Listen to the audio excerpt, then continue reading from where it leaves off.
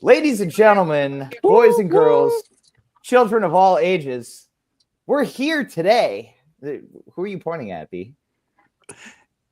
Special guest. Oh, you're pointing the wrong way. But hey, everybody, we're here today for our third annual Jam of the Year. There we go. Sweet 16 podcast featuring the one and only live from the ski hills of Colorado, Peter Anspach. Hi, Peter. Hey, guys. Thanks for having me. It's an honor. Thanks for being here. It's very exciting. Great state of Colorado.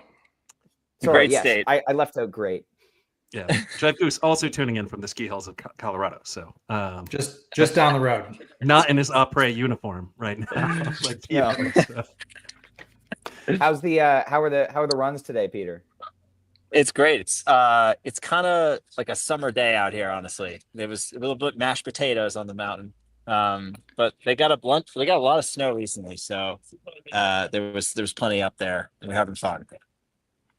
Amazing. Love to hear it. Well, we're going to dive right in because we have so much to talk about today. Obviously, we've got the bracket, we've got other things, but let's get started. Hell yeah.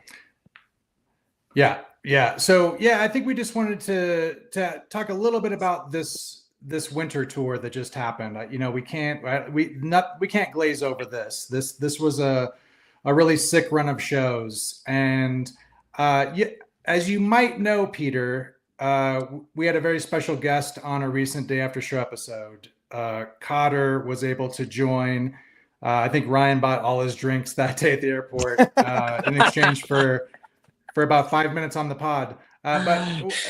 So yeah, thanks again to Cotter. That was awesome. What's Ryan buying me for this? It was just good luck. Ryan didn't buy anybody. Let's be honest. Listen. All right. Keep going. So Cotter said a couple interesting things on that brief stint, and one was he mentioned an intention to be more creative with set lists on this run and perhaps moving forward. And so I was curious to hear your thoughts specifically about what being more creative looks like to you in that context, or just what are some of your specific criteria in terms of crafting a really good set list? Yeah, I think for sure the set lists were intentionally, randomized or done differently, or at least thought about in a new way. Because I think coming off of bingo, that always makes you think about like, oh, well, this song in this slot is actually kind of cool. It's like we can open set 2 with Hot Love and then play a jam, like those kinds of things. So I think like it was a massive step for us to do bingo, and then we came out on this run and we were like, let's just try and mix it up. And the biggest thing that was different about this run was that we've never done this before, but like everybody, we all like sat down in the green room and like pretty much came up with the set list as a group. Which was pretty unique, and like so everyone was like bouncing around ideas, and it was awesome. Like we came up with some pretty creative things, and I thought the set lists were really fresh, so we had a lot of fun with that. Yeah, I think we all agree that we thought the set list construction was really strong on that little tour. Mm-hmm. Yeah, and so follow-up question, because when we talked to Cotter said there was at least one instance, and we saw the printed set list, so we can kind of glean this, that you just threw the set list out entirely and just did something different. So how did that come to? Yeah, I think that was just basically based on the fact that, okay, what are we feeling at set break? And like, let's act on it as opposed to let's just go out there and play what we had. And I think that was like really liberating, and it allowed like the set 1 to like kind of establish something that we could then follow up in set 2 with like another flavor. Or it's like if it went a certain way in set 1, we could be like, here's set 2 is maybe a little bit different, and like I don't know, it was liberating, I would say, and I think we'll keep doing that hopefully. Has there been discussion at all about doing a show without a set list entirely? There's, I definitely throw it out there. I'm like, let's just put a list together and and go do it. But maybe we're getting closer to that. I think we used to do that a long time ago. There was like a few shows in a row where we like just did that, and it was really fun. Forget how long ago that was, but we just had like a list of songs, and it was great. So we could get back to that in the future. I think it's just it was really cool to see that experience come the way like or play out the way it did. Like I felt like that night 2 of Grand Rapids set 2 was really sick, and it was just we just came up with that on the spot, and then there was like night 1 where like we never talked about playing Mississippi or like that being at all involved, and we were deep in set 2, and Rick was like, "Hey, how do you guys feel about a Mississippi?" in the talkback mic, and we're like, "Yeah," and then he just started it like 2 seconds later, and then we're playing Mississippi. So that was kind of fun, and it keeps us on our toes, and I think like the improv was great because of that too. Absolutely Well, agree. so want to pick up on the half step, because I think while we're talking about jams a little bit, I do want to ask this question. I think in this run we saw a lot of shorter jams that found their way to absolute outer space really, really quickly. And this half step is one of those jams. I think it's about 15 minutes or so. Maybe it's like 16 or 17. But it gets there really, really quick. And you guys had a variety of kind of jamming styles over this tour, and a lot of jams and shows. And so I guess the question is, was there intention behind getting there quickly, or did it just kind of happen organically?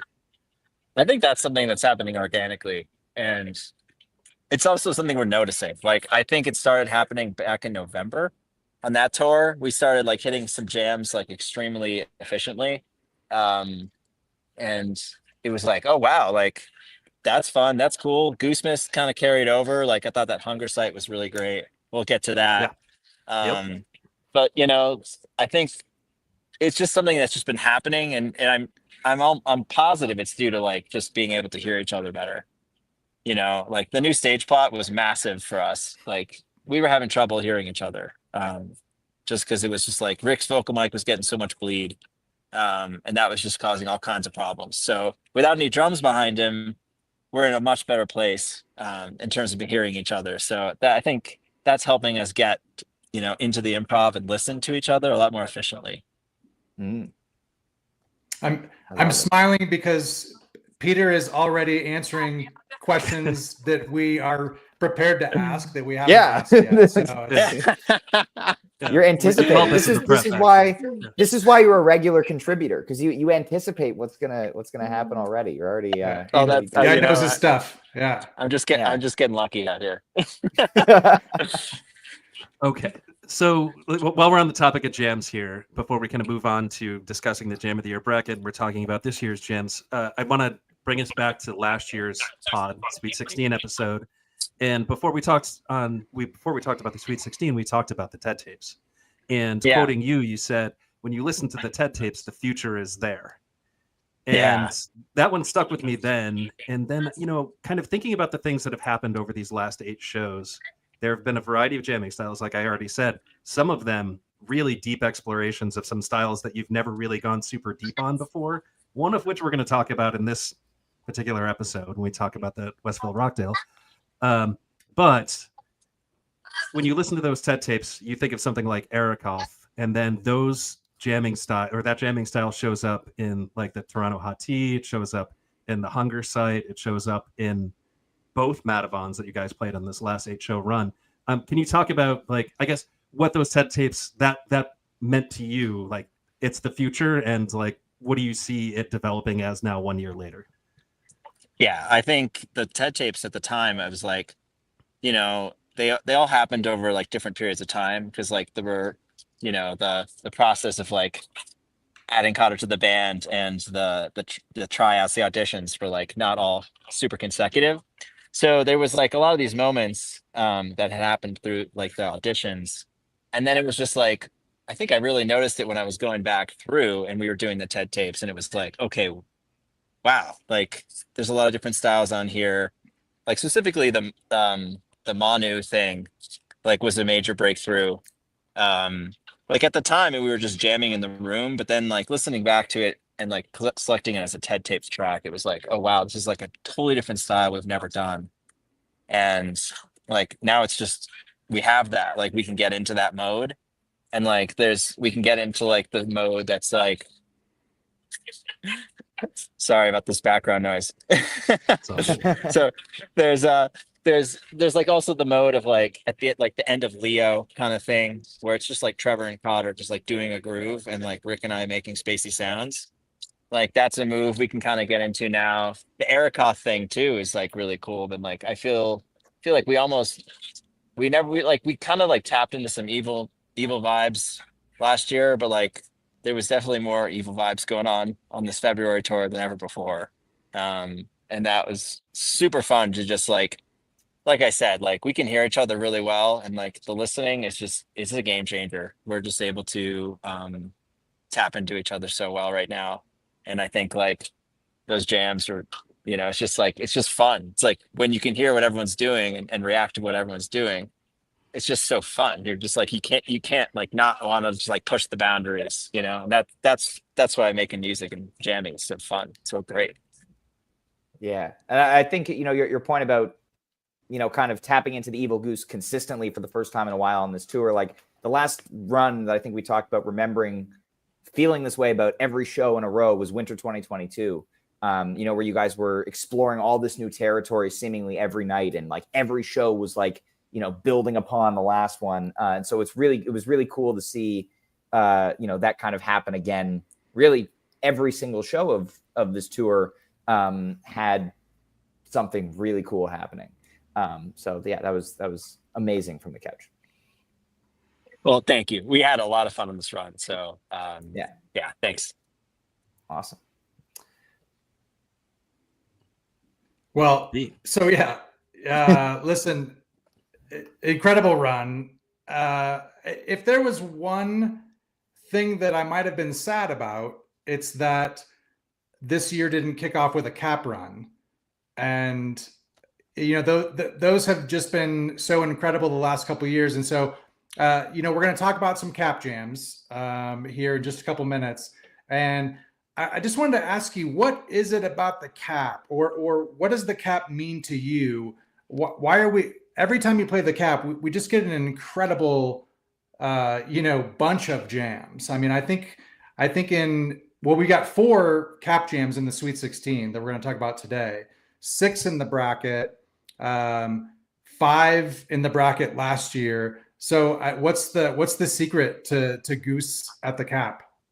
I think what the cap symbolizes to me is comfort.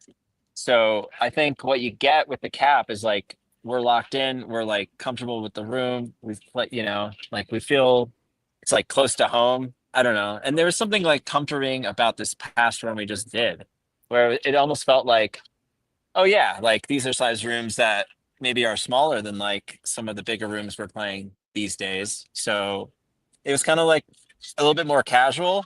And I think, I mean, if I know anything about like improvisation, it's always a lot easier when you're not like when you're not nervous or anxious about the crowd or anything. It's like kind of when you're in those comfortable zones, it's a lot easier to tap in. And I think like probably has to do with why the cap was, such a great place for us to play. And I also think, those shows this past like 2024 with Cotter, that the energy was crazy. Like, I don't know if I've ever experienced anything like that cap night 1. Like that was just insane. Yes. Like just to have like your first show in a band be like, my first show in the band, there was like 50 people there, like I just think it, and Jeff's was like in front of a video audience. So we had no idea when he was there, So there was like, I think just like the energy behind like playing your first show in front of like a massive audience, plus all these people streaming, with like tons of anticipation, like that was just like the craziest moment ever. So, I mean, how could you not have like some strong jam energy coming out of that? I think it's just like, it leads into it. Amazing. All right. So speaking of jam energy in particular moments, statistically speaking, 1/4 of all of the Jam of the Year jams. So this is now year 5 of the Jam of the Year bracket, which is wild. We've done 5 of these, this being the 5th. Crazy. Started in 2020. so much time has passed. It feels like just yesterday. But you take all of those Debatable. years and you add them up. Almost 25% of the jams that have appeared in this bracket have been played in the month of June. And we'd like to thank our very good friend Adam, our stats guru and creator of the formula. Yes. So friend of the pod, Adam, came up with these stats. He came up with all kinds of things that we could ask you. But the one thing that really stands out, it's like double any other month is the month of June. There are a bunch of June jams in this particular Sweet 16, so we'll talk about those. But why? Do you have any kind of idea why that might be? My first idea is that we play mostly in June, but so we crunched the numbers on that. Not to interrupt you, but like we crunched the numbers on that, and if you normalize that against other months, it still is statistically overwhelming. It's actually bigger if you normalize it against other months. Yeah, really. No way. Yep. Oh man. Well, I mean, here I was thinking that like, it was like the April time was like the best, or like, it was like March or something. I don't know, but February, like the winter months have always been great. But that's so wild to hear. I think I have no idea why that is. But maybe it could be due to like we've established a little bit of like ourselves in the year, and like every year does feel like the start of a new chapter. So it's like sometimes you come out of the gates really hot and you have an amazing introduction, but like a lot of the time it's like that middle arc does feel like a good, like you've warmed up, but now you're hitting your creative stride, and you have like you're tapping into new things, you're still feeling excited. I don't know, it could be just June's a fun month and the sun's out, it's warm, it's good for jams. I don't know. Right on. Goose is a summer band, maybe. Who knows? Goose is a summer band. Well, like I think we all want to say that Goose is like a winter band, like an early part of the year, the low number months, because that's what all our memories tell us. The Aprils have been so good, the Marches have been so good, February's have been so good over the years, but somehow the shows are excellent, but the home runs come in June, which is nuts. Stats don't lie. Yeah, or they play bigger shows in June, and it might be attendance bias. Who knows? The ball flies further in the warmer air. Also, if you're talking about home runs, Ryan, that's a sports reference. Thank you. I also just a quick shout out to Adam again, because Neil's talking about we normalize the data.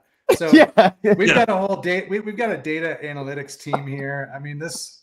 We've come a long way. We take these jams very seriously, Peter. Yes. So. As we all know. And I do appreciate that, guys. I mean, I think I'm gonna try and locate to a quieter place. Okay. Awesome. Mid pod relocation. So just give us a tour of the hill. We're gonna go on a journey, and amazing. I hope that's cool. Has the pod ever gone mobile? It has. A couple of times. We've had a few guests call in from the road. I don't know if we've ever had anyone call in from the ski hill before. Will you be skiing while on the pod? That would be a first. Look at that. Gorgeous. Skiing while podding? That would be a first. I think that sounds dangerous.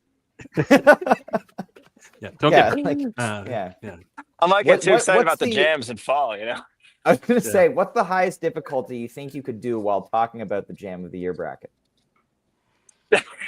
I could probably hit an intermediate blue. Yeah. All right. There we go. All right. I feel like this area is a little quiet over here. Excellent. I don't think it passes music. It's like I feel like it's like 60 degrees here. It's so warm. It's amazing. I'm 3.5 hours almost due south of Steamboat. You've ever wondered where Jive Goose lives? But the weather is similar. But I got to tell you, while Peter's relocating, I'll tell a little pickleball story. Oh boy, I would love that. We made it 20 minutes in. Here we are. I was in Canyon City yesterday playing pickleball with some friends down there. 72 degrees. Just amazing. Yeah, amazing. Wow. Yeah, well, if you've ever wondered where Jive Goose lives, if you find an old Stephen Hyden article, You can Does it figure say? that I got out. it all figured out. Oh, it does. The first No time way. that Hyden interviewed you, he had a little Blew my tidbit cover. from Shive Goose, and you got all the personal information, just short of the address. Anyway, without further ado, it's time to dive into what we've all been waiting for here, which is the Jam of the Year 2024 bracket. Thank you to everybody who has gotten involved over the past 3.5 weeks so far. It's been great. First 2 rounds.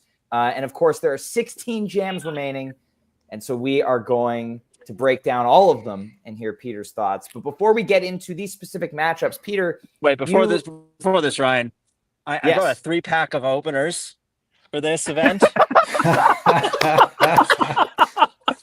Yes. So I'm Oh hoping. my God. I'm hoping we'll start with these because we Thank don't you. jam before Yeah. we do a 3-pack of openers. Let's do it. Oh man. That's amazing. I love it. Absolutely incredible. Oh, that's so good. Thank you, Peter. Where do we go from there? I don't even know. I will open one. Absolutely. Well, Cheers. Cheers, guys. yes, cheers. Oh man. Well, on that note, Peter, you very graciously contributed to the seating of this year's bracket, submitted a list. When you were going back and compiling that, can you talk a little bit about how that list kind of came together for you and some jams that stuck out to you? Sure. So yeah, it was cool to like go back and listen to everything. I was surprised. With some jams, I was like, oh, okay, like it felt like more like we were searching than like found something. And some jams, I was like, wow, we just found something right away. And even though it was short, I was like, that was incredible. And I thought that was just like a really amazing piece of improv. So I think I definitely shouted out the Cincinnati Pancakes because that was definitely one of those jams where it was short, but it was like, wow, I really feel like we locked into something. And similar, like the Hunger Site from Goose, or like the Animal from like this past run. Like I just feel like we got into amazing vibe, and that to me was like it was a standout jam for me. So that's why I ranked it in my top 32. Even though a lot of people ranked it lower, but I thought that was great. Well, yeah, I mean, the Cincy Cakes is in that vein of what you said about, you guys doing these shorter jams that cover a lot of ground in the, last little bit of the year. Like the Goose Miss Rockdale is another one that's only 15 minutes. I think Neil and I really, really liked and ranked where a lot of people didn't. But that's one of the things, Neil, that's one of the things I think Neil was really highlighting on the day after shows throughout Winter Tour, which was like, you can't discount a jam because it's only 15 minutes anymore. Like there's ground being covered that used to take you guys 10 minutes to hit, which is really cool. I was shocked when I saw the timestamp on the Mississippi half step because it like felt like these jams like feel like they're 25 minutes to play, but then I'm like, wait, why is it's only like 16 or 17 minutes? It's like weird. So some of the timestamps, I'm like, it's almost a little like shocking because we were like, I don't know, I felt like that jam was super long and I was just like, it had so many ideas. Yeah. When we were doing the day after show, I was actually counting them up because I think normally we've listened to so many of these shows, but when we do the day after show, like I know I make a list of like, okay, so these are like kind of the big jammers here. And like you pointed out, that half step or the Pancakes, I assumed they were much, much longer. When they finished, I was like, wow, like we really got somewhere here. And then it's just like, I mean, the Pancakes that I'm talking about was about 13 minutes long, which is incredibly shocking. Oh, the Grand Rapids one? The Grand Rapids Pancakes. Sorry. Yes. Yeah. Thank you. Yeah. Wait, that's insane, dude. Yeah. That's insane. That one had like this crazy jam. I mean, I really felt like something we hadn't done before at all. I mean, yeah, I think Rick was playing like this wild, like jazzy stuff. I was like, wow, this is nuts. So we're thankful for getting involved by giving us your picks, but it's also a real pleasure to be able to kind of have some insight into where you rank these and how you rank them, and then talking about it on the episode with us today. I know from previous conversations, you've never struck me as someone who's very like self-critical, but when you're listening back to these jams, putting together your playlist or what have you, are there times when you're listening and maybe listening to yourself a little bit more and thinking, oh man, I wish I would have hit this effect right there, or maybe done a little something different? How do you critique yourself at all, or do you get ideas maybe from listening back? Yeah, I think absolutely. I think there was like a little bit of both when listening back to all these jams. I was really struck by like in some of these jams, I love like how Cotter will just like completely change the trajectory of the jam like once like a section finishes. I think that's just like one of the coolest things ever, and like it's just so inspiring for the rest of us. So there were so many jams where like I heard that happening and I was just like, it really brought out like the conversation with the band. I was just like, guys, like this is definitely a thing that we can do, but like then there's also like these other types of jams that we can do where they just like kind of build. So like I feel like as a band in this last tour, we like communicated a lot about the different types of improvisation we can get into, and just kind of getting better at each one. So that was kind of we kind of like opened the door. I think a lot of that was like I was listening back to all these jams and I was like, well, yeah, like there's a lot of different modes we have, but there's also a lot of stuff that we don't really do that often that we can get better at. And I think yeah, it's really also it's inspiring to listen back. I think it's important. And there's definitely times where I'm like, ooh, like that didn't work so well. But you can't get it all back. I think like one moment that stands out to me in particular was like there's like the era from Spach. Like I at the time like I was like listening to like I had just got new in-ears, and in my ears like the synth I was playing was super loud, and like I was like, oh, this jam is sick, like I can hear everything very well. I was like, I love like where I'm going with. I love how this is developing. And then I'm like listening back, I was like, oh, it can't hear it at all. And then I talked to the other guys and they were like, oh yeah, we couldn't hear what you're doing. and I was like, oh fuck.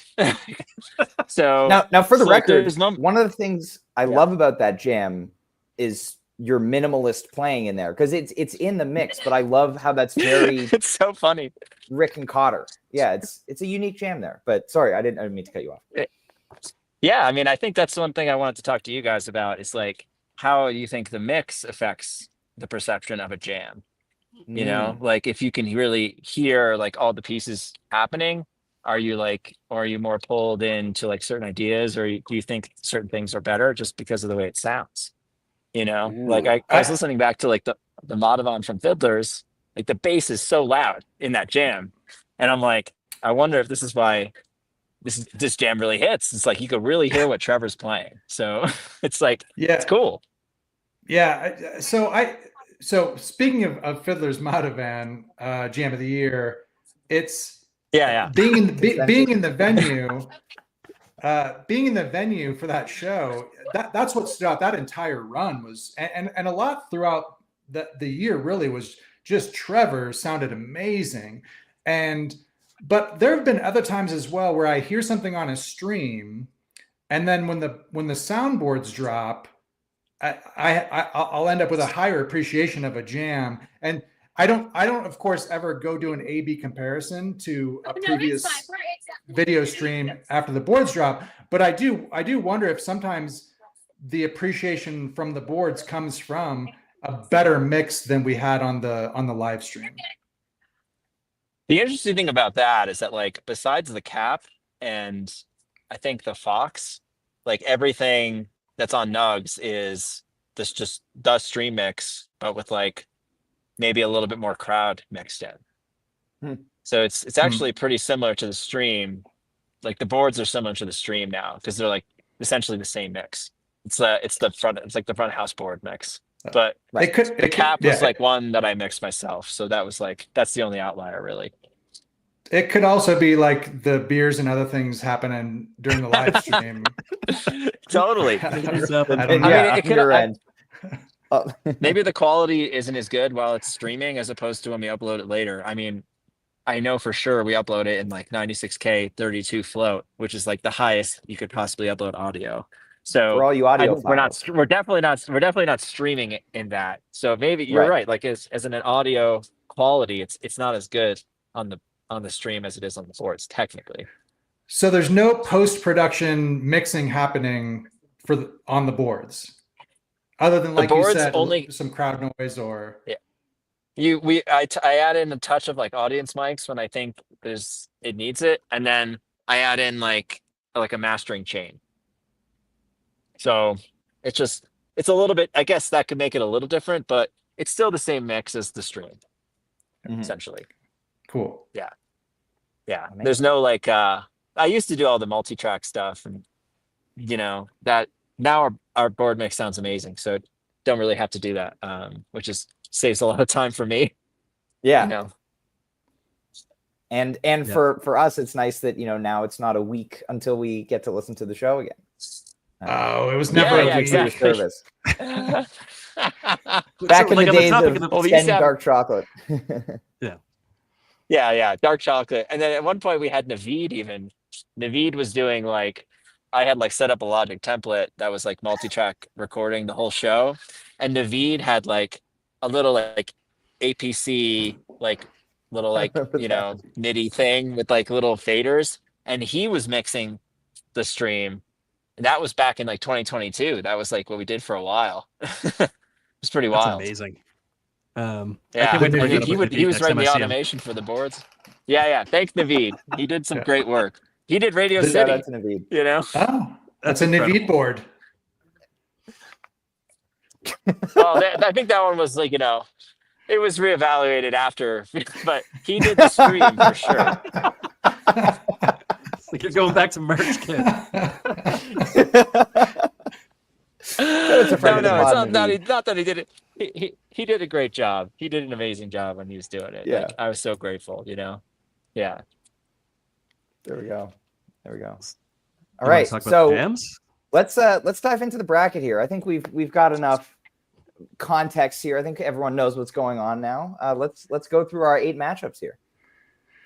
All right. Sounds good. Yeah. So, I mean, heavy hitters this year. I think as we get into this, what's very interesting is we don't have straight chalk across the board. The voters were really, really active this year. A lot of people stumping for certain jams. Some of those didn't make it. Some of those did make it. Some that people weren't even really fighting for kind of made it in. So really interesting stuff. But right off the bat, we have a 1-4 matchup when we talk about things not being chalk.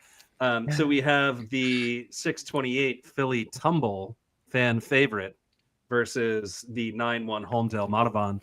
And I mean, these are two incredible jams. I love that these are matched up against each other because of the fact that Montavon kind of does the multi-part jam thing, and then the Philly Tumble does this one thing incredibly well throughout. So I love these two being matched up. What are your thoughts, Peter, on these two jams? I mean, I think they're both excellent. I definitely remember listening back to both of these and being like, "Oh hell yeah!" For this, so as you said, the PNC mod. Yeah, I wrote down like rock plus OB6 spaceship alteration. Ooh. I don't know what that means. Let's see. Yeah. Oh, yeah. It's that one's super sick. And then the Philly Tumble. I think I wrote down that it was the peak of the year because Wow. I thought it was super strong.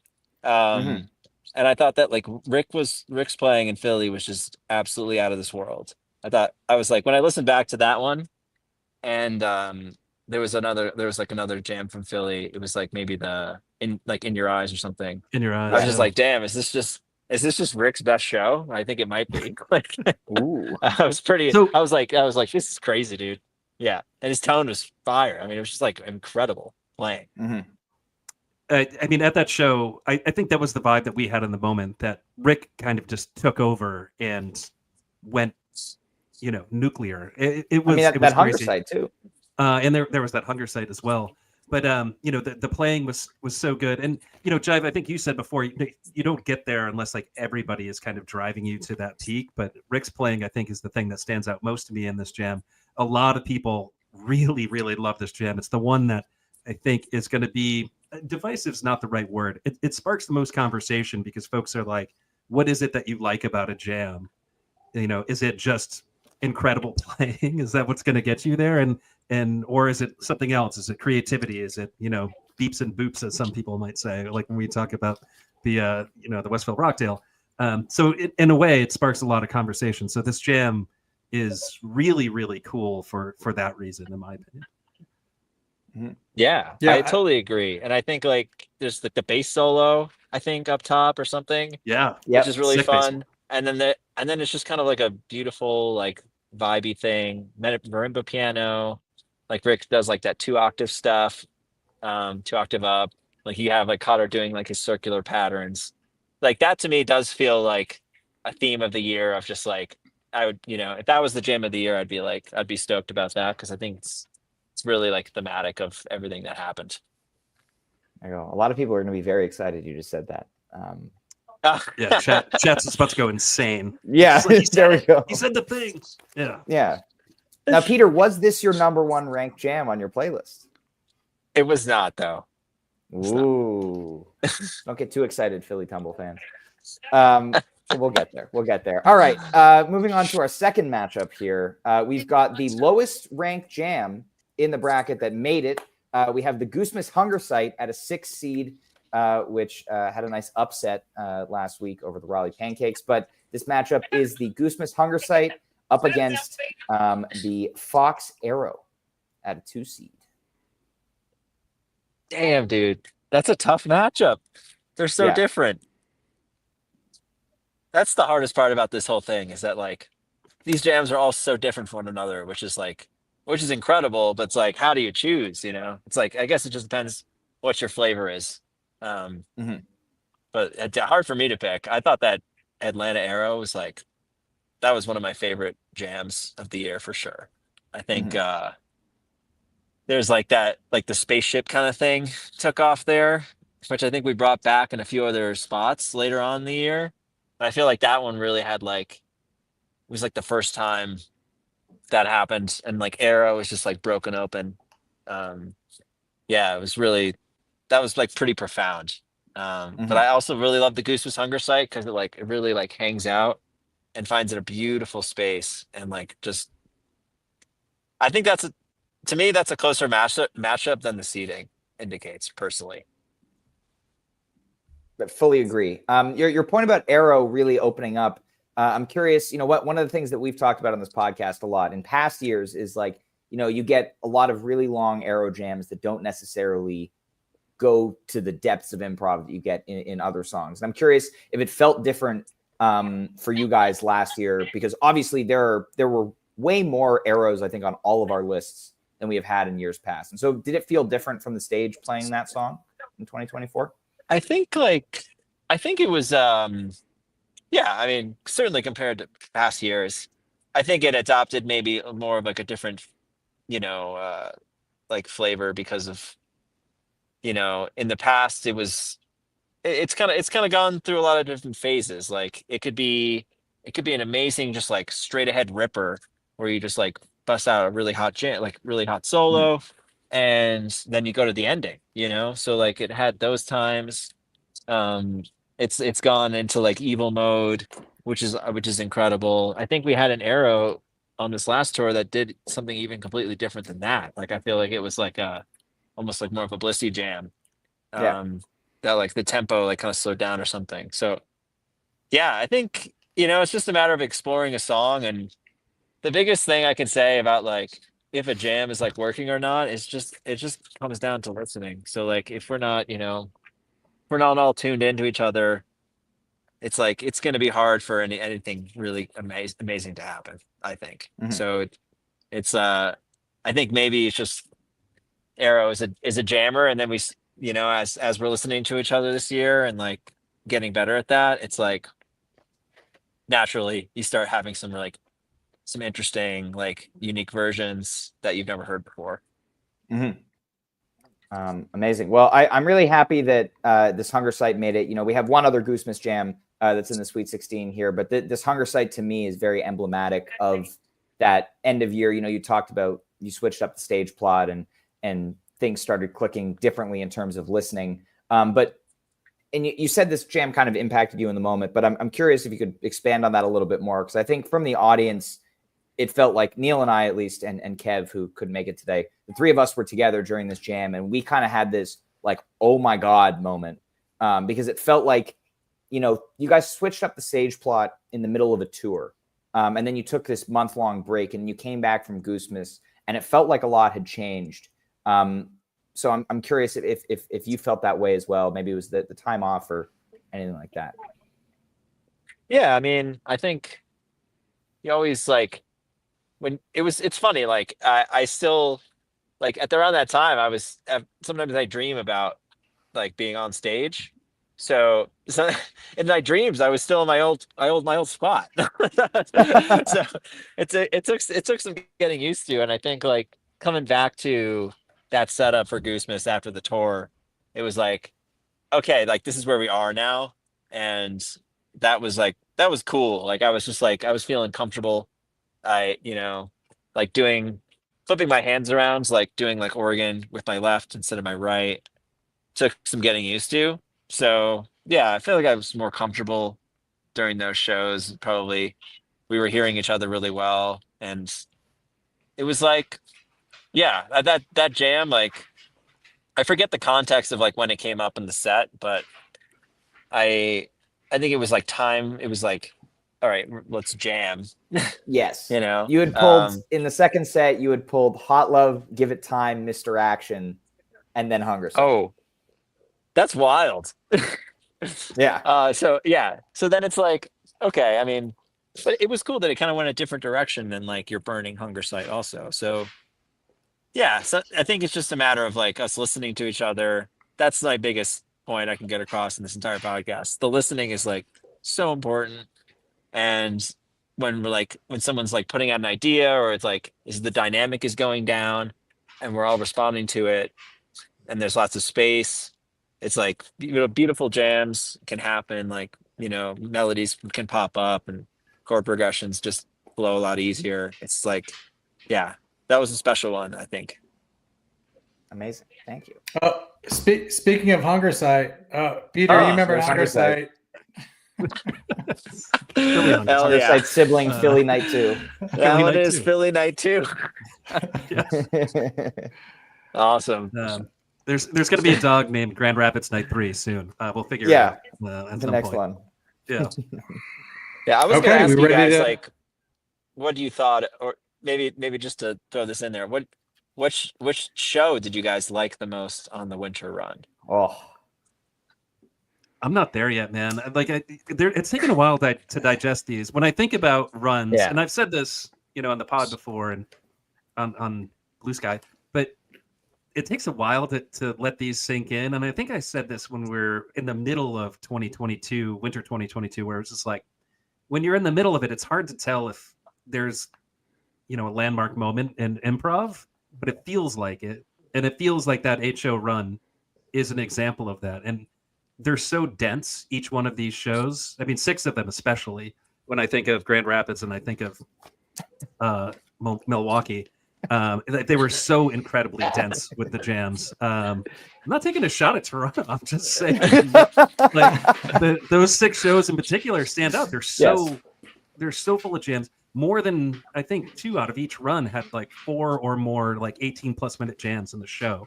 I pulled that number out of nowhere, but I think it's pretty close to reality. That one is not an Adam number. That's not an Adam number. That is my brain just kind of talking the moment. So, like, to answer your question, I don't know. I think that the group consensus right now, the hive mind says that Grand Rapids Night 3 is the night that it all kind of coalesced and came together. But I don't know what you guys think. I would say definitely Milwaukee Night 3 even. Go ahead. Sorry, B. Yeah. No. I was just gonna say, for me, I'm definitely, I guess, with the crowd on that one. I think it's Grand Rapids Night 3 for me. And I mean, I would say, kind of going back to the setlist construction conversation earlier, there was we were talking a lot on the side during this tour about how strong we felt a lot of these set ones were. And I felt like Grand Rapids Night 3, for me personally, that's a pretty close to perfect set one. Some of that is personal, just songs that I like, but obviously the playing, having two really big jams in there as well. I thought that first set one is near perfect, and then of course set two doesn't stray far from perfection either. So for me, it's Grand Rapids Night 3 all the way. I think it's funny, I did Toronto and Grand Rapids, but I think Milwaukee Night 3, looking back on the tour, I think that might be my favorite one of the run, just because you have that massive Everything Must Go in the first set. And I look at me not remembering for sure. The Mist opened Milwaukee Night 3, right? Yep. So you come out of the gate with the first ever Mist show opener, which again is like unpredictable, unpredictable songs. You're not ever expecting that to come in that slot. It jams. You get this huge Everything Must Go, which is one of my top jams of the tour. Immediately, that big modern to close the first set, and then you have that Driptych, in set 2 with that absolutely insane Hunger Sight. And like to me, that show I think is the best. But honestly, you could pick any of the ones from Milwaukee and Grand Rapids, and I wouldn't call you wrong for it. And shout out to everyone from Toronto, because the shows were awesome. They just were not, the same. As awesome. Yeah. Well, so I just want to point out that I wasn't saying anything negative about the Toronto shows. It's just that the six that were played in Milwaukee and Grand Rapids were, in my opinion, landmark shows. This is going to be a run we're going to talk about for a long time. Yeah. So. Cool. Well, the good news is we don't have to do a winter tour recap now. This is it. Yeah, we were able to knock that out. So yeah, good. Thanks, Peter. Winter tour recap. Peter Anspach. Yeah. Okay. All right, B, why don't you let's get back into the bracket here. Yeah, let's do it. So we do have the second of 3 chalk 1v4 matchups here. This one is the Cap Drive against the Goose Miss, bass and drums and flamingos, and 14 minutes. It's all about the 14-minute jam here. So yeah, I mean, we talked about the Cap run and the jamming there a little bit, but I think this Cap Drive was a top 5 jam for all of us. So we should probably start there, Peter. Sure. I think, something cool about this drive, it was just kind of like I don't know, it felt like a statement from the first show. Obviously, it's like the first jam that we did live with Cotter. So it was kind of like, okay, like, let's stretch our legs, like, let's see what we can do. And there was so much energy and momentum, like, put into that jam just from us on stage, like all these weeks of practicing, like so much build up. And Cotter had to learn so many like minute things about each song. And, like, God bless him. Like, he's what a fucking gem, like he put in so much time and effort. I'm so grateful, And I think when we got to that jam of the drive, like I feel like it was just like, all right, let's just hang out. And now we're jamming, and like it's a little less pressure than having to remember all the small parts of a song that maybe the crowd knows better than you do, So, and he said that before. He's like, he was nervous because he's like, man, people have seen like 50 shows out there. They're probably gonna know if I mess up, even if I don't know I mess up. So I think getting to that jam was just like, it was really special. And I think I'm happy that has like stood the test of time of the year and is like a top jam, because I think it's really sick. That first part of the jam is one of my favorite things we did all year. So pretty stoked on that one. Mm-hmm. Did you happen to listen to that jam before Milwaukee Night 1? Because that drive went it kind of hit a similar zone. No, we've been talking about. Just curious. No, I think I listened. I mean, yeah. I listened back to the jams, but I only listened to like each one like one time. So, and made notes. But then, it's like you don't want to, you don't want to get too high on your own supply, kind Right. of mentality. Yeah. So, yeah, I love that jam, and I do feel like we got into a really cool space that night one of Milwaukee. Also, like, I don't know, I can't, I haven't listened to both of them back to back, but I also felt like that was a great space too. Yeah. Um, that wasn't the Ghostbusters one, right? That was a different one. No, Ghostbusters was Grand Rapids. Oh, right. Okay, got it. That was great. sick. That was a great nod Yeah. to there was a pinball machine at Milwaukee. It was a Ghostbusters pinball machine in the green room, and Cotter managed to like get his name like all over the high score of this pinball machine. So little nod to him on the Ghostbusters Nice. tease, I guess. Nice. Yeah. And curious your thoughts on the Flamingos plus 14-minute jam. What a fucking ride, dude. Literally. So many ways. Yeah. Yeah, I that was the craziest experience, potentially a live show I've ever experienced. I think like I just remember walking back on stage and like I had no composure. I was like everything in my body was just going like a million miles per hour. I was like trying to put my in-ears back in, and like Yeah. I literally had to like run around the stage because like I was just like I can't like untangle these in-ears. Like I need some help.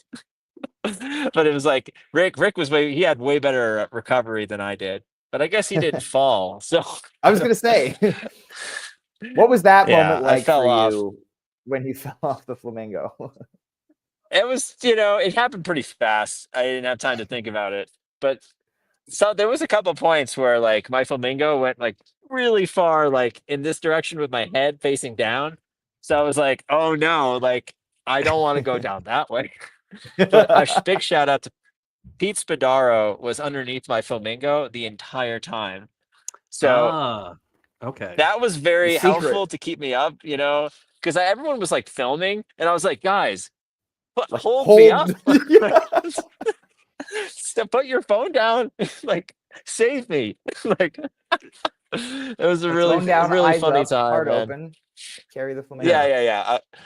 Yeah. And but thank Pete Spadaro kept that thing afloat for I think longer than it would have been otherwise. And Rick had It was a guy underneath his too. Nice. Well, yeah. Well, shout out yeah. to Thankful Spadaro. that Pete was there. For those who don't know, Pete has the muscle to pull off this job. He could have done Peter, I think, by himself. So Yeah. that's when I was watching that, I was like, man, this can go so bad. And I was just like, I just want him to get back to the stage. Like, just get him there, please.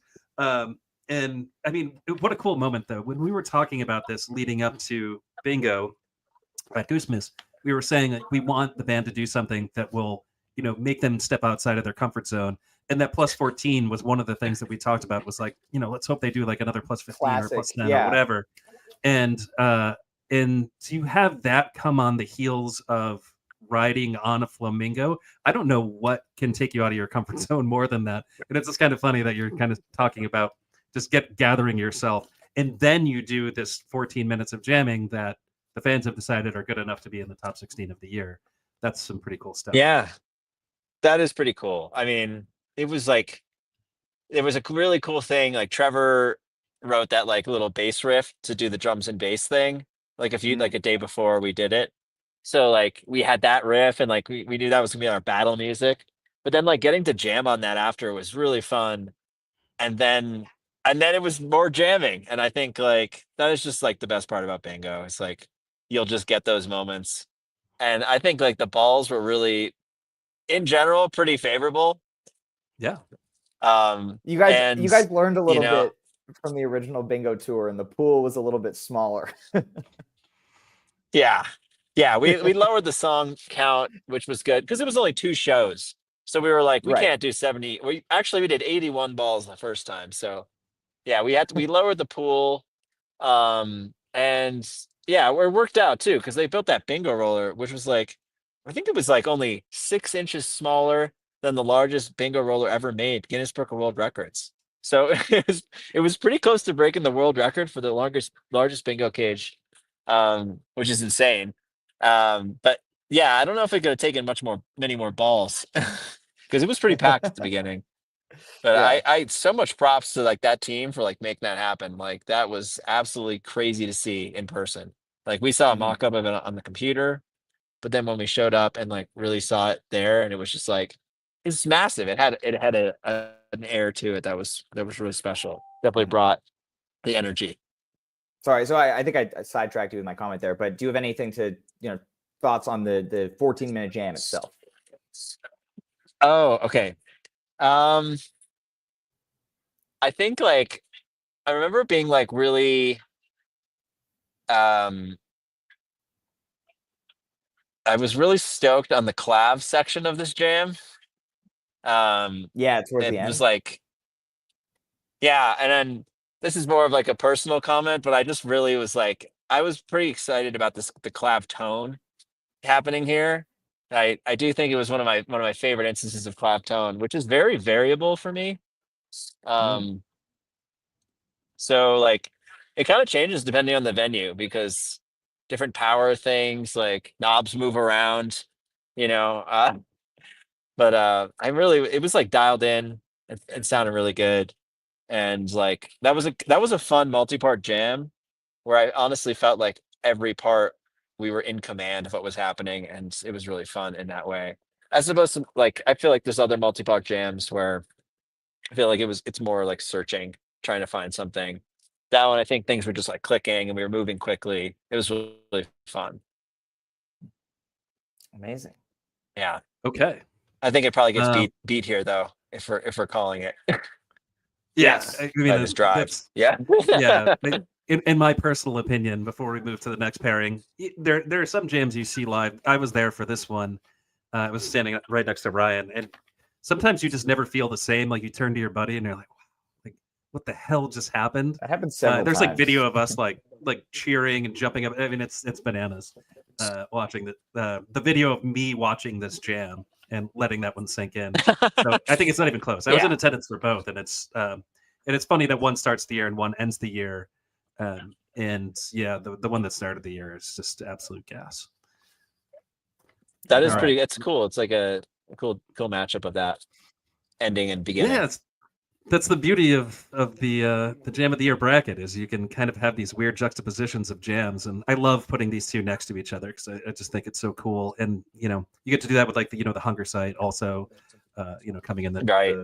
the matchup before this with the arrow that came in September, but still. Yeah. All right, so next matchup, we're back to the cap again Of course. with the Redbird from 4-9, which I think we're all pretty big fans of here on the pod. And then we're going the Fox Half Step 2 seed. And this is really interesting. This is only the second time since 2021 that a cover has made the Sweet 16 of the Jam of the Year bracket. In 2022 Mm. versions of Fish in the Sea made it because everybody's mind was blown No, by Fish in the Sea, and I think it kind of 2020. found its way in. Did I say 2021? I thought I said 22. I think I said. Oh, you said 2020. two versions. I tried to. Disregard me. Yep, Okay. disregard. In any case, second cover since 2021. Last one was the Eau Claire the Way It Is that made its way in. And so, just a question really quick before we dive in about this. Because of that, it's so rare that a cover goes this far that we find it in the Sweet 16. Was there intentionality at the Fox when you did this one where you're like, let's take this one really far, or did it just happen organically? It was very organic. I think like Half Step is such an amazing song. So it's like it really is a beautiful jam entry also, where it's just like a gorgeous progression, and you just have sung this like really powerful lyrics, and it's just like so special. And I actually feel like Redbird in a similar way, like when it enters the jam, has so much emotion and energy coming from like what the song does, like directly preceding the jam. So like I think like but funny enough, I feel like these jams are very different in terms of like this half step is like kind of gets dark. Um and it's like metal guitar, which is super sick. And the Redbird is Yes. more like blissy. Um and like almost like Mamu vibes towards the end. So Manu vibes. um, and yeah, it like great matchup, amazing music in both. But definitely no intention to like take this half step deep. I feel like there's usually not really any like or like any discussion to like take a jam deep before we do it. Um, it's pretty much just is natural. And it's probably good that it is that way because it's just when it happens, it's so much more special, even for us. And we're feeding off that energy too. So yeah, tough matchup though. I mean, it is a tough one. There's a lot to like in both of these. We on the pod are huge fans of the two guitar Goose, so naturally we want to get behind that half step. But I think what happens in this Redbird absolutely blows our minds, at least my mind. There's some interplay between Trevor and Cotter in that jam that it's remarkable that that's only Cotter's third show with the band. I don't even know how that's possible. Yeah, That he could be playing on that level. I mean, that's the the thing that makes this really stand out.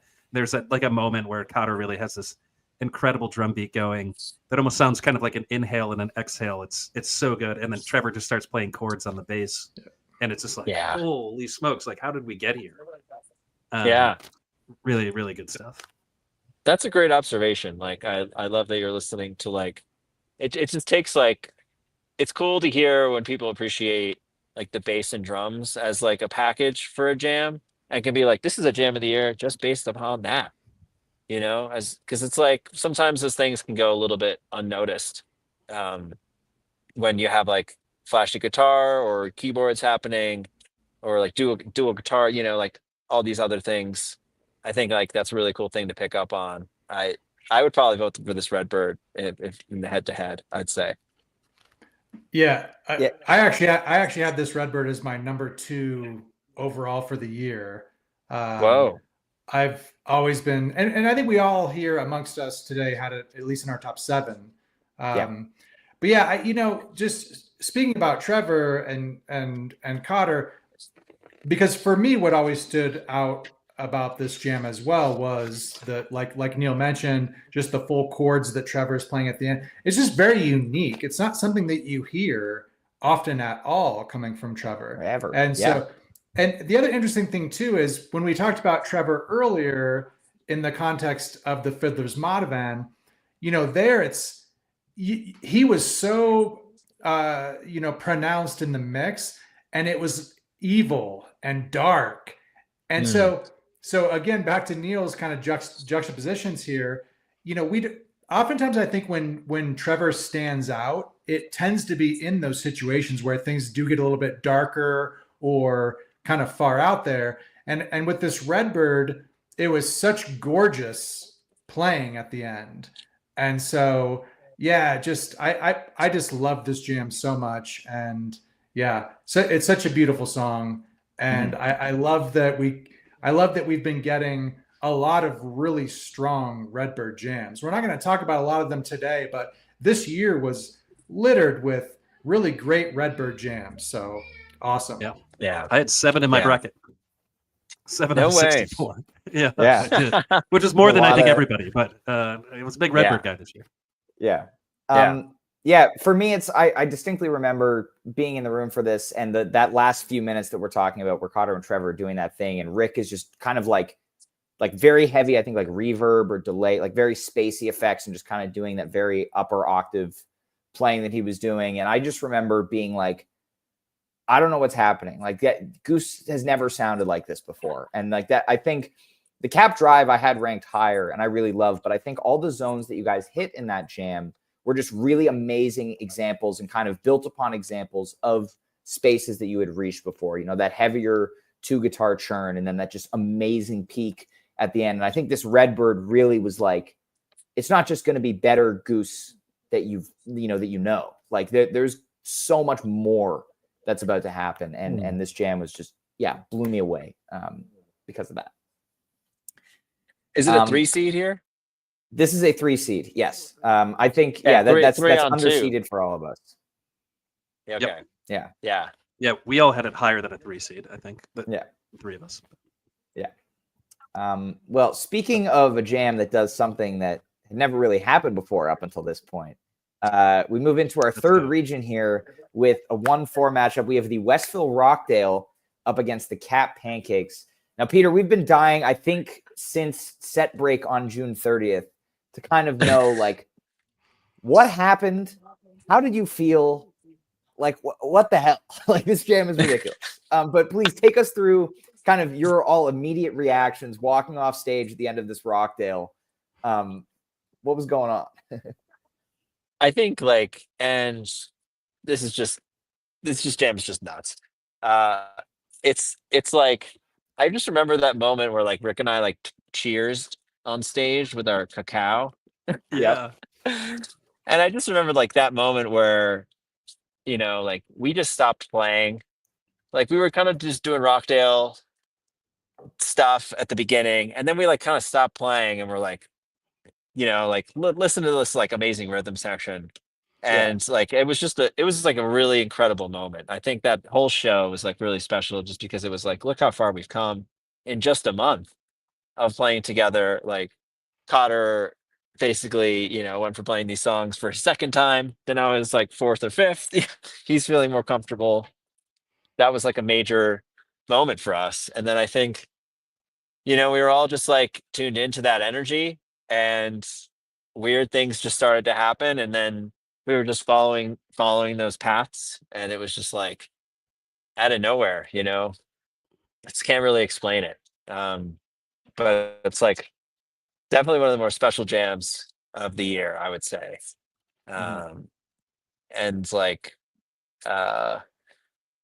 yeah, I wrote some things. Bizarre, weird tension space, tempo picks up, ring modulator on the piano, which sounds like an Australian mouth harp. I don't know what those are That's called. what They have that names. was. Oh man, Ryan's gonna I've wondered overuse for that so forever long. now. Oh man, I've wondered for so Oh, long man. what that sound was. Oh, ring mod piano. Damn, that's Yeah. cool. Ring modulator on the piano. Who would have thought, man? And then yeah. Oh, and yeah, the landing back into the theme is fantastic. Yeah, it's like it really is. It's like that's a fun listen. I have fun listening to that. Yeah, I gotta say before we talk about the next jam, you asked last year on the pod. You asked each of us. You said, what do you like about a jam? Like what puts a jam in that top category? And I kind of answered it in the moment, and then I thought about it a lot more after the fact. And I think my answer is when it just feels super creative. When I listen to what's happening, and I ask myself, how on earth did these musicians do this together without practicing this in advance? And that's what puts a jam at the top of the list for me. I don't know if it's like a multi-part jam or if it's got bliss elements or if it's got darkness. I don't think those things really matter to me. I think the thing that matters the most is when it feels like magic. And this one feels like magic. I don't know how you all synced up in that way. I could see how you got there pretty quick. The body language, the vibe on stage on the video was remarkable. And anybody who listens to this jam, I strongly recommend you go and watch the video and just see how you guys were feeling before you started, because I think it's evident. But the places this jam goes, to me, this was my number one pick of the year because it did so many things that you guys have never done before in a sustained way. You've approached these themes before. This is not new stuff for you guys, for sure. But to do it for as long as you did and as inventive as you did, I think is what gets this jam to where it is. And again, we talked about the Philly Tumble being a very, like divisive is the word I used before. It's not the right word, but it sparks conversation. This jam similarly sparks conversation because some folks are just like straight up like, I don't like that, because like, it's like, I want to feel happy, but like when I hear a jam, I don't want to feel scared. But I Right. like the jams that make you feel scared. Those ones, Some of us are I insane. cut my teeth on really, like old fish. And It's definitely that's the it's stuff. a journey, man. And I Yeah. think this is the proper number one pick. Like I think, and even just with all the number one seeds, I think they're all respectable number one picks because they all do something super different from one another. So it's like you totally just pick based on like what you like most. But like I think this is like super unique, a landmark jam for the band. So felt great about it. Amazing. Hold all on, I right. have some friends here. 1 second. Drive, tell us another pickleball story. Yeah. Man, I have Special so guest, many. special guest Becky. Hi, Oh, Becky. hey. I can't hear anything.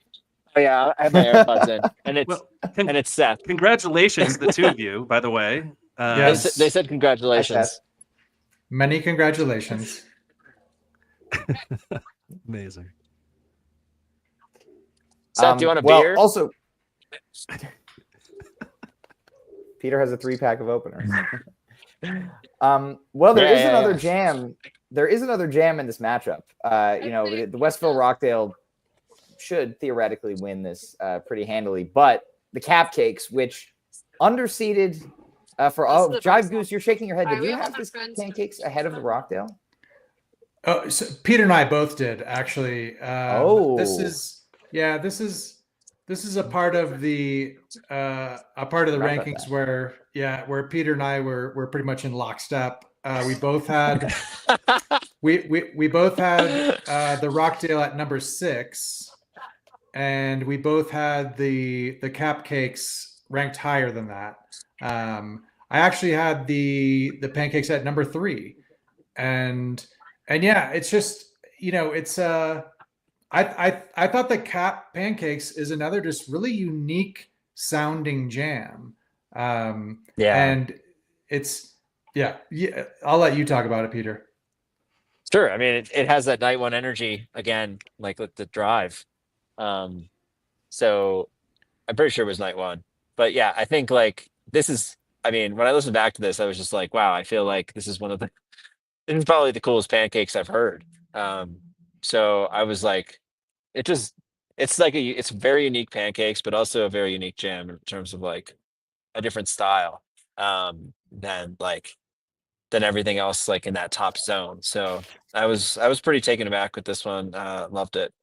So this is a tough matchup. I mean, I think I've grown to love the Rockdale even a little bit more since, but I don't know. It's just it's a tough one. Tough. Good luck, everyone voting. I don't know how you choose. All right. Next matchup. B, you were muted. Yeah, sorry about muted. that. There's all kinds of noise happening here, so I was trying to keep you guys from that. Okay, yeah. Next matchup. Let's do it.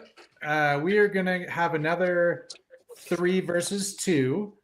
The 3 seed here is the Greek Dripfield from September 27th, going against yet another Cap Jam, the 4-8 Into the Mist. Cool. This is it's so funny. I love the 2-3 matchups. It's just because they're like close, in the numbers and everything. It's going to be really interesting to see the voting. But I think I go Dripfield here. I think this is definitely one of my favorite jams of the fall. And I guess I don't know if I'm as high on this Mist as everyone else is, particularly. But I think like at the time, like that moment of like that set 1 from night 2 of the Cap was really special, and like that whole Moon Cabin show was really fun. Like the pair of like this into the Arcadia was just like really, that was like a really special time. So like I see why that's like I can see why people love that, and like this jam is really cool. So they're both great. Yeah. Well, this Mist, the one thing I like about this Mist actually is the crowd involvement in this one. Like I can't listen to this Mist without getting really excited myself, because there is a drop in there and then the whole crowd just goes, rah, which rarely shows up on the boards like that. But when it does, a few times it happened this year. I feel like St. Augustine it happened in as well. But in this particular show, that one just always amps me up. And I've listened to this one a lot. And it does a thing that I think this is a Cotter thing. I've been calling it like the frog in a pot of boiling water jam, which is like you don't know how you got there, but you went from, a very mellow space to just total frenzy. And it happens again and again. It happens in the hunger site that we talked about from Goose earlier. It happens in this one at the very beginning of the year. And it's a distinctly 2024 Goose thing that I think is really special and something that you guys have honed well. And obviously have picked up on in 2025. There are at least a few jams like that so far in this year. So really, really cool stuff in that Mist. But I think I'm with you on that one. That Dripfield goes to incredible places and does things that, I mean, Dripfield has never done quite like that. This is the all-timer Dripfield. Yeah. Yeah, I can't remember. Go ahead. No, I was just gonna say I had this Dripfield ranked really high, probably higher than anybody here at number 7. So yeah, this one was a no-brainer for me. Peter and I again were kind of in lockstep on the Mist. We both felt it was a little bit overrated by the crowd and other podcasters, but still a great jam. I would love to see your rankings, Drive. I don't know if I saw them. Oh yeah, but Ryan can get you the Google Doc. I'll send you where you'll be able to see all of ours. Yeah, and I would love to talk to you more about Cap Rosewood someday. Which I loved, which I thought was better than the Mist from the Cap. So there you go. Different strokes for different folks. Oh man, I tell you, I don't know. Did it even make the bracket? It did. It was an 11 seed. Yeah, but Drive I was think the only one out of us who ranked it. Okay. Yeah, I mean, I can't comment. I feel like I haven't listened back to it, but I definitely remember there was a great Rosewood from this last run, and like it would be great to just be jamming that one more. It's such a fun one. Yeah, and just another beautiful song. So, which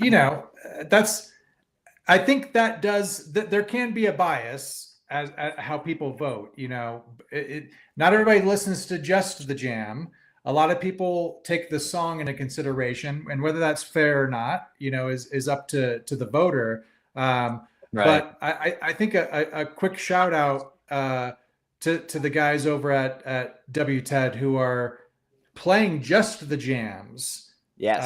And maybe you guys have the details on that, but at some point they're just going to play the jams, which maybe will allow people to kind of be a little bit less biased in terms of the song the jam came out of, for whatever that's worth.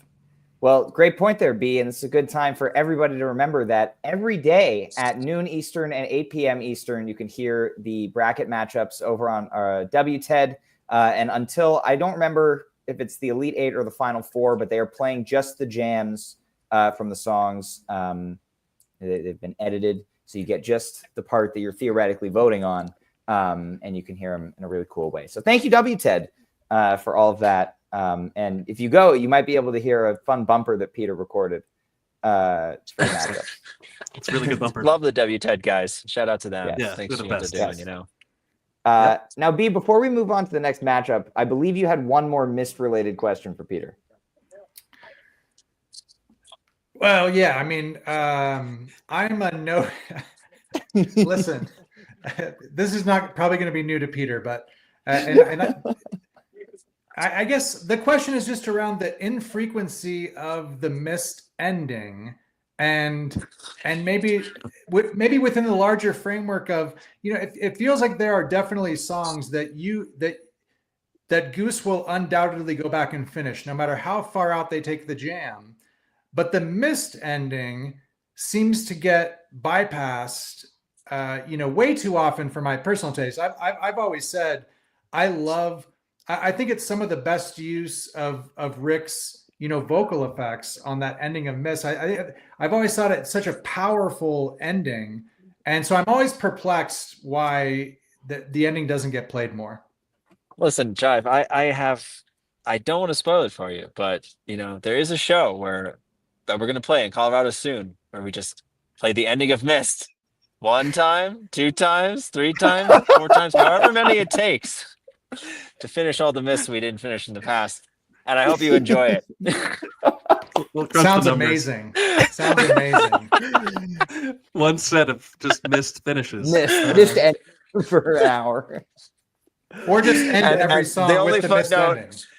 And you just put a footnote that says, number 1, finished. Put it after each song. Yeah. Just the name of We the do our song homework. becomes Finished Mist into Finished No, Mist into Finished Mist. I do love the mist ending too, and I think like it was only because like we found like that cool space with Cotter like in the practice room that like launched into a different type of jam that we haven't done it because like that was just like we were playing the song and like all of a sudden that just kind of happened in the practice room. We were like, wow, this is like really fun and exciting. So let's keep doing this. So I feel like we've kind of we found that new thread, and it's like it definitely like departs from the Mist standard like jam, but we'll probably come back to it at some point. And, hopefully we can be a band for a long time and definitely do these things again. Okay. So fair enough. Hopefully it's in Colorado. It's Cotter's fault for now. I'll take it up with him. Well, no. on the topic of Colorado and things happening in Colorado, boy, do we have a matchup for you. So we have the 1-5 matchup here. We have the Fiddler's Motivon from 6-8. Colorado attendance bias, known to many. And then the 11-8 Cincinnati Thatch, which, again, this is like a really interesting juxtaposition. You have the very beginning of what was summer tour, and then you're smack dab in the middle of like the hot fall tour. And well, actually getting towards the end of. And so this Thatch is a 5 seed, so it got pulled in. It beat out a 4. And then you have that Fiddler's Motivon, which, is something. So, I mean, what are your thoughts on these jams, Peter? Well, bravo to this Thatch. I mean, fucking A. I think it's a great jam. I remember like that was just like I was feeling really loose, and that I love the Cincinnati run. That was like one of my favorite runs. So like I'm glad that jam made it through, and like people are loving that one. This Motivon, I did have as my jam of the year. Or like my favorite jam. So yeah, I think what were my notes on this? Let me look back here. Yeah, Trevor leading the charge, so many dissonant, crazy sections. Oh, I love when Cotter kicks in the double time for like basically the battle section, I call it. And love that. And then there's an audible crowd response when we go back to E, like the main theme of Motivon, which that just gets me every time. I'm like, that is so cool.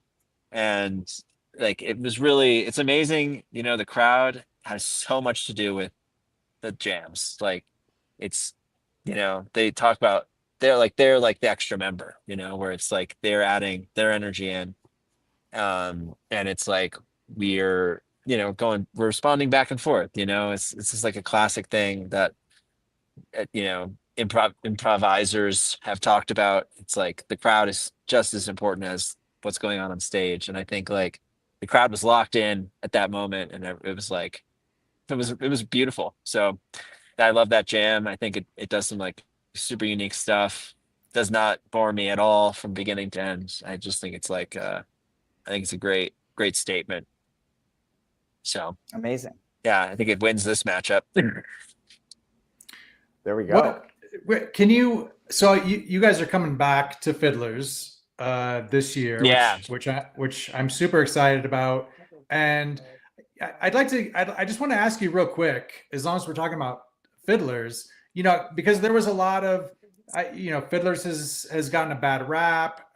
They brought in a whole new sound system, made a bunch of improvements. It's a really nice setup. The grounds of the venue, I thought it was very cool. I thought the sound was phenomenal.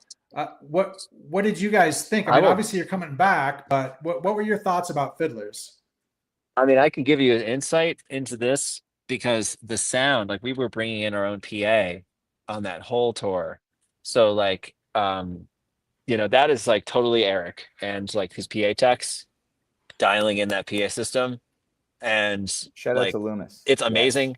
It's amazing touring with the PA because like we tried 2 different ones out last year to like, and we like picked our PA. So yeah, it's just like, it's amazing to have a team that like will go do that effort and make all that happen. And I think always you'll get better sound on night 2 once things are like properly even more dialed. But yeah, definitely shout out to Loomis. I love that guy so much. He's so great, and he makes So do our we all. he makes us sound so good. And he's Mhm. just such a fun guy.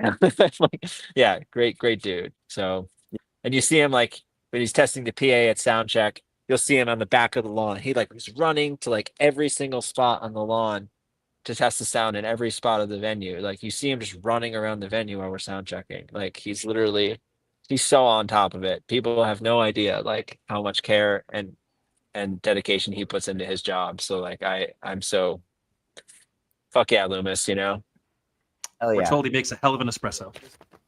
Yes. He does. He's got Cafe Loomis at front of house. Where he makes espresso. Got it all. Well, moving into our final matchup of the bracket here, Peter, I know you got to go hit the slopes again in a few minutes, so we'll get through this. But our last 3-2 matchup here, we have the SPAC Drive at a 3 seed up against the Portland Wisteria at a 2 seed. Cool. Right on. This Portland Mysteria is great. I think it's kind of like that. Doesn't it do that Saints Go Marching In thing? Yeah. Yes. Yeah, I thought this Saints was my favorite adjacent. version of Saints Adjacent. This is my favorite version of that kind of progression type of jamming, I think, of the year. And I love this version of Wisteria. I'm glad there's Wisteria like in the bracket. It's such a great song. And like the jams on it, near and dear to my heart. Shout out to San Francisco Wisteria. Shout out. B's other dog. He's just got a dozen at this point. Every just time gotta there's a bleed. new all-timer jam, he gets another dog. It's the ultimate tribute. You know what I mean? Oh my God. What was That's what was awesome. it up against again? The SPAC Drive. Back Drive. Very sick jam. SPAC was cool. Like, there were some like really unique jams from SPAC, and we got to do that like the golf tournament. I feel like there was a lot of fan involvement at SPAC, and it just felt like a great atmosphere. A little less pressure the second time than the first time, so really getting to settle into that place was unbelievable. I thought that drive was a great jam. Which one do you go Great here? melody by probably go Wisteria, I think. Yeah. There we I think go. that's fair. But it's funny, The like one thing we could do- some of these oh yeah, go ahead. No. I finish your thought. Some of these matchup I'm like I wish it was like some of the 1-4s I'm like, man, I feel like those 4s are better than I like those 4s some better than some of these 2s or 3s or even like a 6. Like some of the 6s I was like really stoked on. So it's like it's funny how it all lines up. But like what a great thing for the community to be like just talking about the music. Like thank you guys so much for doing this and like listening so intently to what we do. I mean, what an honor, really appreciate it. Thank you for creating the music for us to do that with. We love it. We're just a bunch of gigantic nerds who like to analyze every note that your band plays. And guys, don't forget that Peter has performance bias for every single one of his opinions. So take That's them with a true. grain of salt. It's absolutely true. Yeah. Well, Peter, that brings us to the end of the bracket here. We just want to say our most heartfelt thank you so much for joining us for a third year here on the podcast. We look forward to doing it again next year for the 2025 bracket, which, of course, we talked about already off to a very, very promising start. I have one final question for you before we go that I really wanted to ask because Neil's here. That effect that you put on your piano, is it a phaser? Yes. Thank you. That's all I needed to know. What do you mean, and there's yeah. No. See, you can't do that. You can't All do right. that. Well, No, there but we can go. we talk about one thing really quick though? Like He has to go. Yeah. Great Blue is playing in like a couple days, okay. right? Yeah, Great Blue's So, playing here in folks should go see Steamboat. Great Blue. Yeah. Yeah. Come out to Old amazing. Town Pub. There's only like 10 tickets left. Ooh. So get on it. But yeah. So and then you guys know it's marimba, right? Not the vibraphone thing has just died Yep. off. You got us. Yeah, on that one. you Yeah. corrected me on that a couple of years ago, I think, and then I was Yeah. very. Yeah. But the ring mod thing, piano, that's never going to stop, Peter. You have no idea. Okay. Ryan's going to go insane with that. So thank you for planting that seed. Every podcast will feature a mention of the ring modulator. Well, only if he uses it. In any case. Well, again, What do you guys? Peter, I thank you. had thank one you more. so I had much. one more Yes. question. I had a question for Yes. you guys. What were Yeah. you? I mean, like I thought last year there was a bunch of 3-night runs, which was like more unique for us. I feel like there hadn't been as many 3-night runs, and now there's been a couple more this year. But like, in terms of a 3-night run, like what were your guys' favorite 3-night runs from last year? I'm just curious because I thought that's like a new concept. I feel like we're really diving into. I think Neil, do you want- Cincy. Yeah. I think Cincy was probably at the top for me. And then I mean Fox was really strong. And you guys did a What- 3-night Yeah. run in Boston too, which was very exciting In for Boston. Neil. Yeah, the 3-night run right here. I mean, I do more 3-night runs in Boston, please, because it took me about 7 minutes to get home from like night 2. I parked right outside the venue, like slept in my own bed. I mean, absolutely killer stuff. And that Very venue exciting. is fantastic. But Actually, Yeah. Sorry, go ahead, Neil. I was just going to talk about how Cincinnati, it just seemed to kind of build on itself, and then the 3-night runs that you did so far in this year seem to build on themselves to like the peak of the end of the run on the 3rd night. So yeah, more of those, please. They're working out. Yeah, it's a really fun thing to do. I think because you really develop like I feel like there's a certain arc of a 3-night run that is like it lends itself to this type of music, So yeah, we had a lot of fun with those 3-night runs in February. Stoked Yeah. to get it back out. I don't know if there's any 3-night runs this summer, but There's not, unfortunately. Well, yeah, that's fine. We'll get. but Yeah. I mean, Yeah. a 2-night run in Colorado is like better than A most 3-night 3-night run runs anywhere else. everywhere Yeah, else. exactly. Oh, come on. I mean, you've got there's a 3-night run in Mexico, which is going to be very exciting. That is looking true. forward to That that. is very true. Yeah. Peter, in your professional opinion, should Neil come to Mexico? Oh, come on. It's not that I don't want to go. Mexico's far away. It's very Yeah, far away. Yeah, I mean, Well, all right. should a Wisteria be ripcorded at 8 minutes? No. I'm just That's what you're saying. joking. Oh, No, well, I'm just joking. it's been a pleasure. Thank you so much again, Peter. Enjoy the rest of the skiing. Neil, I will enjoy the definitely great- see you in Mexico. All right. Awesome. Okay, fine. I'm going. We'll see you there, Peter. Neil, Here we go. you're It coming to worked. Mexico. It worked. Get Yeah, Neil to we'll- come to Colorado. Yeah, like more 3-night runs in Boston. Dive and, Goose, like, we maybe- got to get you to leave the state first. There we go. That's what I'm talking about. That's what Yeah. I'm talking Incredible. about. I'm thinking about a few things. I'm working it out. Really, we got Kev is leaving the state in June. Kev will be in Phoenix and Vegas. So we got one Yeah. of the Colorado people out Much there. I much guess love to comes from Kev. Phoenix, but- I know Yes. he's not here, and D. Those guys Yeah. are the best. So The best. thanks for having me, guys. Thank you thanks, so Peter. much. Being here. And thank you Yeah. to We Becky love you for and sparing you for that hour and a half to do this podcast. Really appreciate you taking the time out to do it. yes. Thank you. And Yeah. thank you everybody so much for tuning in today. We really appreciate all of you. Don't forget to get involved in the rest of the bracket for our last few weeks here. It's going to be great. Can't wait to crown this year's Jam of the Year. Uncle Fred's Jive is leading the pack again for the bracket prediction What? challenge. He's heading for his three-peat, people. Insane. So watch out. Insane. But thanks everybody for tuning in. Enjoy the rest of your week. Thank you again to Peter. And we'll see you guys very